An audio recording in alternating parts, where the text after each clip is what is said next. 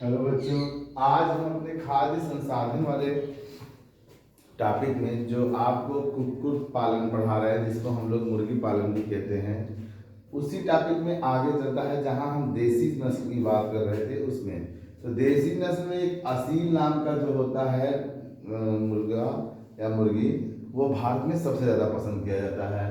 क्यों? क्योंकि ये अच्छे अंडे भी देता है और मांस उत्पादन में भी अच्छा होता है, दोनों स्थिति में ये अच्छा होता है। ठीक। नर असील का भार 4 से 5 केजी होता है, जबकि मादा असील का भार 3 से 4 केजी के बीच में होता है। तो अच्छा भार पैदा करता है, जिससे मांस उत्पादन में भी अच्छी होती है। असील की भी 4 प्रजातियां हैं अपने भारत में। कौन कौन सी? पील, जिसे पील या सुनहरा कहते हैं, सुनहरा लाल। दूसरा आपका नूर, ये याकूब है, जिसे काला और लाल कलर का देखा जाता है। नूरी है, जिसे सफेद कलर में देखा जाता है। काजल है, जो काले कलर में आती है। भारतीय कुक्कुट की नस्लें जो होती हैं, क्या उनके फायदे होते हैं? वे हष्ट पुष्ट होती हैं। पहली बात, जितनी भी भारतीय नस्ल की कुक्कुट होंगी, आपकी ये मुर्गे होंगे, वो हष्ट पुष्ट होते हैं। और सामान्य रोगों से लड़ने की क्षमता भी उनकी अधिक होती है, वो जल्दी बीमार नहीं पड़ते हैं। किंतु विदेशी नस्ल की मुर्गियों में कुछ कमियां पाई जाती हैं। क्या कमियां पाई जाती है? देसी नस्ल की मुर्गियों में क्या कमियां पाई जाती हैं? ये आकार में थोड़ी छोटी होती हैं और धीरे धीरे विकसित होती हैं, जल्दी विकसित नहीं होती हैं। ठीक है। तीसरा क्या है? इनकी संख्या में एक अंडे जो देती हैं, उनकी संख्या क्या होती है? कम होती है। और अंडे भी इनके छोटे आकार के होते हैं। अंडे भी किस स्थिति के होते हैं? छोटे छोटे आकार के। अब आती है एक्सोटिक ब्रीड, जिसे हम विदेशी नस्लें कहते हैं। तो विदेशी नस्ल में क्या होता है? इसमें विदेशी नस्ल की मुर्गियों का अध्ययन किया जाता है, जो भारतीय जलवायु में अपने आप को अच्छी तरह से अनुकूलित कर लेते हैं, अडॉप्ट कर लेते हैं। उन मुर्गियों का हमें इसमें अध्ययन करना होता है। तो इस बात का ध्यान दीजिएगा कि जो हमारी एक्सोटिक क्या कहते हैं मुर्गी होती हैं, पोल्ट्री फार्मिंग में आती हैं, उन सब में भारतीय जलवायु में रहने की क्षमता अगर विकसित कर पाती हैं तो वही विकसित होती हैं, अदरवाइज सभी क्या हो जाती हैं? समाप्त हो जाती हैं। तो भारतीय परिस्थिति में जो अनुकूलित होने वाले मुर्गियां हैं विदेशी नस्ल की, वो कौन कौन सी हैं?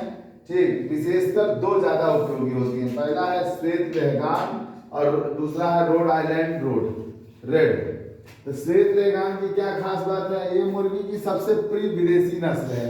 मुर्गियों में ये सबसे प्रिय विदेशी नस्ल मानी जाती है, जो यूएसए के रोड आइलैंड के फार्म पर विकसित की गई थी।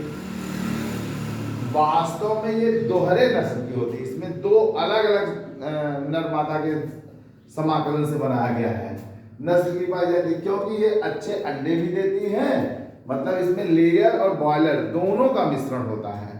तो लेयर की वजह से अच्छे अंडे देने में हो जाती है और बॉयलर की वजह से अच्छा मांस देने में हो जाती है। तो इनमें द्वैत गुण पाया जाता है। ठीक है ना। कुछ विदेशी नस्ल निम्न है, जैसे black monarch, Plymouth, light Sussex आदि। कुक्कुट देखभाल, मुर्गे के पालन व देखभाल में उनके अवसर, आवास, सुरक्षा, भोजन, परिस्थितियां, ताप आदि पर भी हमें ध्यान देना होता है। तो पहला हम शुरू करते हैं लेयर की देखभाल। लेयर की देखभाल में 2 प्रावस्थाएं आती हैं। एक वर्धन काल आता है, एक कौन आता है बच्चों? वर्धन काल, जिसमें क्या होता है कि मुर्गी यौनावस्था तक अपने आप को क्या करती है? विकसित करती है। मुर्गी अपने को यौनावस्था माने जब तक वो बच्चे पैदा करने की क्षमता न रखे, तब तक की विकसित करने की पीरियड को हम लोग वर्धन काल कहते हैं। और दूसरा आता है लेइंग काल। तो लेइंग काल को बताएंगे अभी, पहले वर्धन काल के बारे में जान लेते हैं। जीवन की यह पहली अवस्था है और यौन परिपक्वता तक होती रहती है।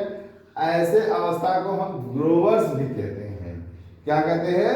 ग्रोवर्स भी कहते हैं।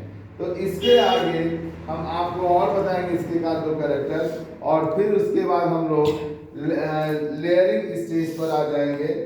ठीक है। लेइंग करना सिखाएंगे आपको। Laying, what is the laying, क्या होता है और लेइंग किस अवस्था से किस अवस्था तक होती है। तो आज के वीडियो में बस बच्चों यहीं तक। इसके बाद हम मिलते हैं नेक्स्ट वीडियो में। धन्यवाद।